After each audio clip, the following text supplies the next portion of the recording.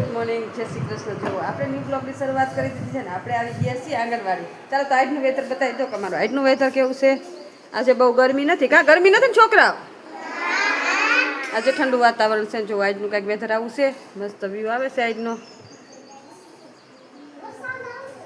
વરસાદ જો છોકરાઓ કે વરસાદ આવશે. કીધું આજનું વાતાવરણ સારું છે, ઠંડુ છે તો કે વરસાદ આવશે. અત્યારે વરસાદ હોય? વરસાદ નથી. 2 મહિનાની વાર છે. કેટલા મહિનાની?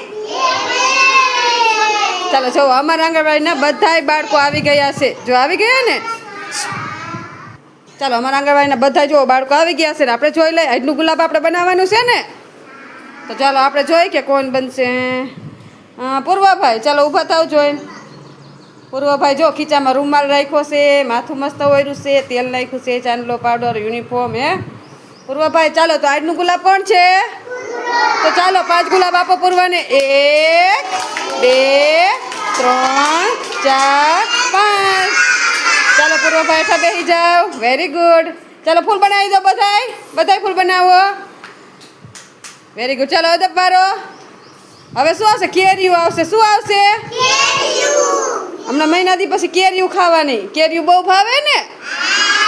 જેઠ મહિનામાં કેરી આવે, ભીમ 11 આવે ને ત્યાં આપણે બધાને કેરીયું ખાવાની હોય. હવે તો કેરીયું આવવા માંડી. કેટલા કેરીયું ખાઈ લીધી? ઊંચી આંગળી કરો છો. એટલે મેં નથી ખાધી, તમે બધા ખાઈ લીધી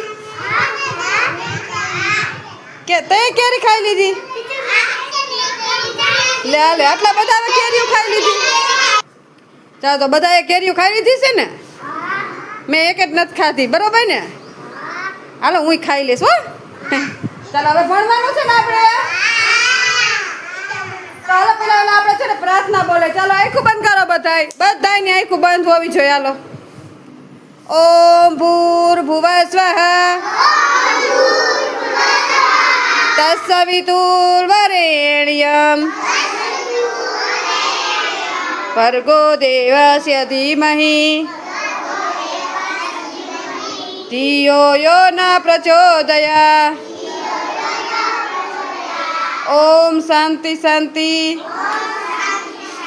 ચાલો મોઢા ઉપર હાથ ફેરવી નાખો અને અદબ વારીને બેસો. હાલો તમે હાજરી પૂર લો. પછી આપણે ભણશું. હાજરી પૂરવી છે ને? તો ચાલો બાળકોની આપણે હાજરી પૂર લઈ અને પછી બનાવવાની છે રસોઈ અને ભણાવવાના છે આપણે જ. એટલે જો પેલા આપણે હાજરી પૂર લઈ પછી રસોઈ બનાવી નાખી પછી રમવું છે ને?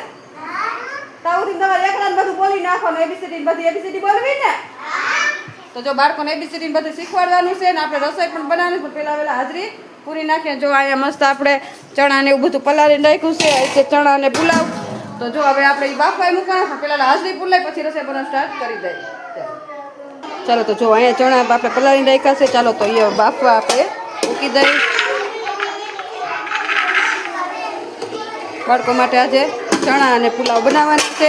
તો આમાં ચણા બાફવા મૂકી દઈએ. અને અહીંયા જો શાકભાજી આવી ગયું છે.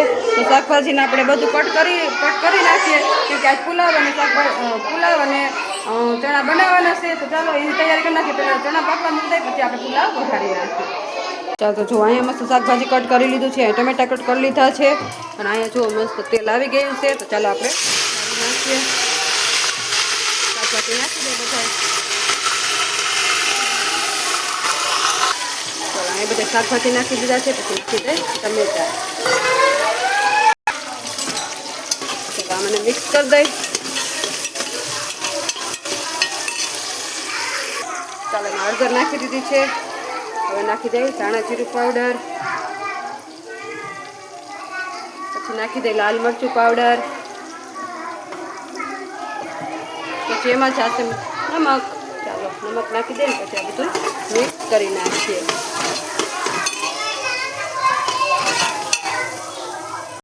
ચાલો આમાં નાખી દઈએ. હવે આપણે પાણી એડ કરી દઈએ એટલે મસાલા બળી ન જાય. ચાલો આમાં મસ્ત આપણે મિક્સ થઈ ગયું છે. ચાલો હવે આમાં પાણી એડ કરી દઈએ. ચાલો તો જો અહીંયા છે ને આપણે અભિનય કરવાનું છે. બરોબર ને? તો અહીંયા રાકેશભાઈ અને પૂજાબેન બે ભાઈ બહેન બનાવ્યા છે. અને અહીંયા જો ડૉક્ટર દેવાભાઈને ડૉક્ટર સાહેબ બનાવ્યા છે. અને અહીંયા છે ને જો ફાયર બ્રિગેડ છે. પછી અહીંયા છે ને ફાયર બ્રિગેડ છે, પોલીસ છે. અને આ પોલીસ છે ને આ મિલિટરી છે. બરાબર? તો પહેલાં આપણે ડૉક્ટરનું પાત્ર લઈશું. બરાબર? તો તો જો અહીંયા દેવાભાઈ ડૉક્ટર બનીને બેઠા છે. ચાલો ચાલો, તો આપણે શીખવાનું છે કે તાવ આવે, બીમાર પડે તો આપણે ક્યાં જવાનું હોય. એ તમને બધાને છે ને શીખવાડશે કે આપણે ઘરે મમ્મી પપ્પા ન હોય તો આપણે શું કરવું જોઈએ. બરોબર, તમે આપણે ગામડામાં રહેતા હોય તો આપણે ગામડામાં સબ સેન્ટર છે ને સોનલબેન, આપણે જોયું છે ને સોનલબેનની આપણે દવા લેવા જાય ગુડીબેન ત્યાં. એવી રીતે જો આપણે મમ્મી પપ્પા ઘરે ન હોય અને આપણે ઘરે એકલા હોય અને કોઈ ન હોય તો મોટા ભાઈ બહેન હોય એ આપણે દવાખાને લઈ જાય. કેની પાસે લઈ જાય? ડૉક્ટર પાસે. કેની પાસે? તો એ ડૉક્ટરનો અભિનય કરશે. બરાબર છે? રેડી બધાય? ચાલો રાકેશભાઈ સ્ટાર્ટ કરો.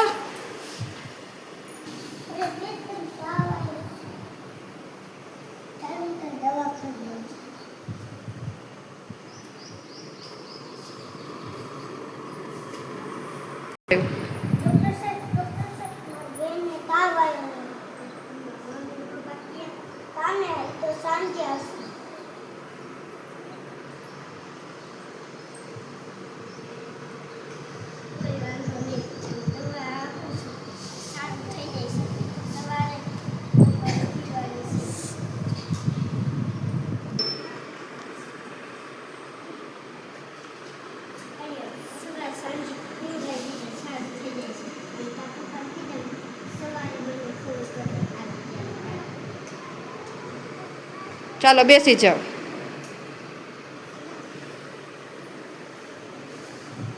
ચાલો, તો તમને સમજાણું કે બીમાર પડે તો આપણે ક્યાં જવું જોઈએ?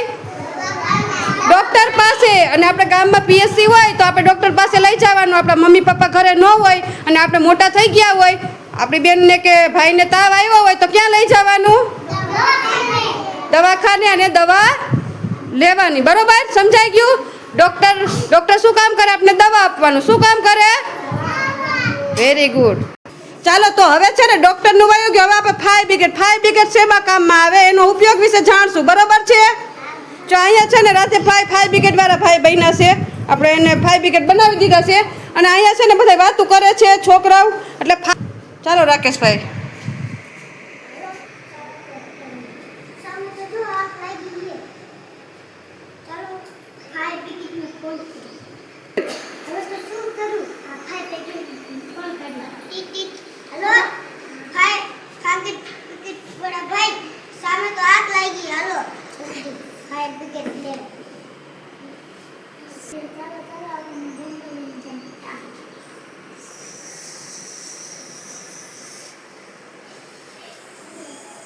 Very good. જો અહીંયા ફાયર બ્રિગેડ રાકેશભાઈએ ફોન કર્યો તો દર્શકભાઈએ ફોન કર્યો.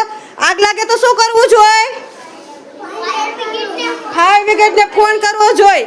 કેમ કે જો ફાયર બ્રિગેડને ફોન ન કરીએ તો આગ મોટું રૂપ લઈ લે. એટલે એને કોને ફોન કર્યો? ફાયર બ્રિગેડને. સમજાઈ ગયું? આગ લાગે તો ફાયર બ્રિગેડને ફોન કરીને બોલાવી લેવાનો. બરોબર છે? ચાલો રાકેશભાઈ, તમે બધા બેસી જાઓ. ચાલો જોવો, અહીંયા રાધેભાઈ ઊભા છે અને અહીંયા છે ને આપણે પોલીસવાળા ભાઈ ઊભા છે.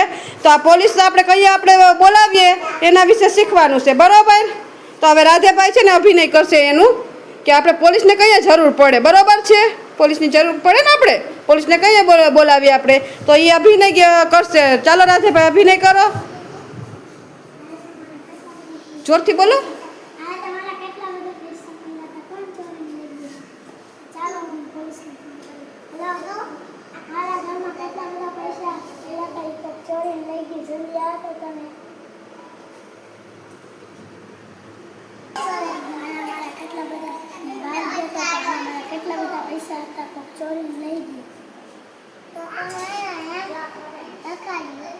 FIR લખાઈ દો.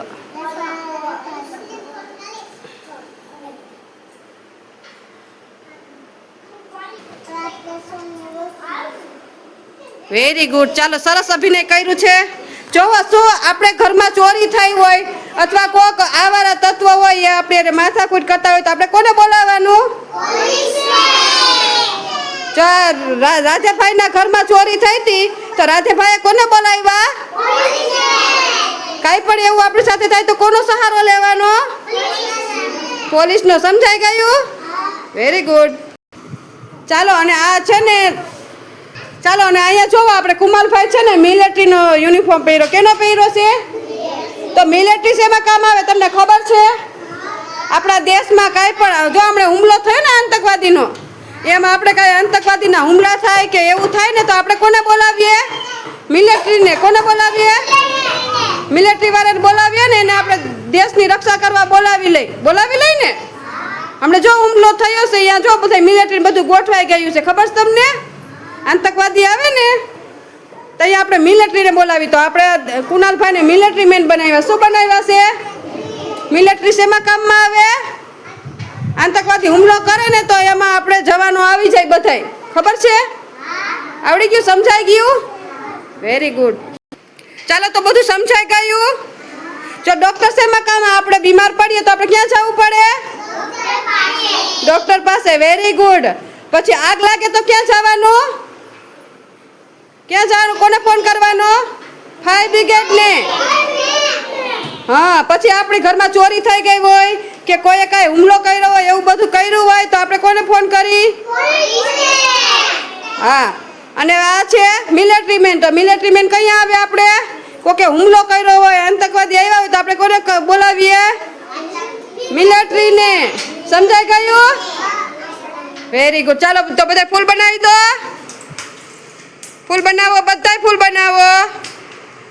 માથા ઉપર, ખંભે, અદબ. તાળીઓ પાડો.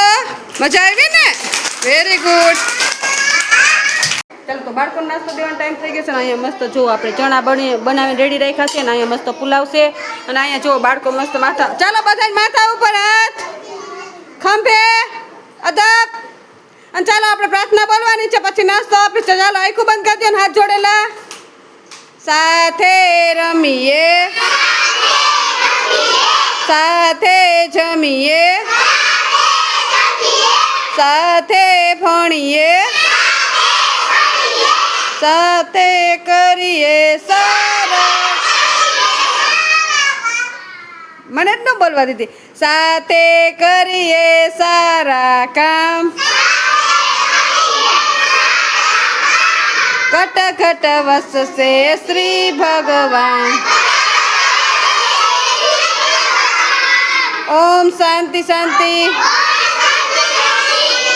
ચાલો મોઢે હાથ ફેરી માથા ઉપર હાથ રાખી દો બધાય. ચાલો નાસ્તો આપી દો બધાયને. માથા ઉપર હાથ હોવો જોઈએ. ચાલો ચાલો તો બાળકો બધા માથા ઉપર હાથ રાખીને બેઠા છે ને આપણે બાળકો નાસ્તો આપી દઈએ. ચાલો તો બાળકોને બધાને નાસ્તો આપી દીધો છે ને બાળકો જો એની મસ્તીમાં બધા બાળકો ખાઈ રહ્યા છે.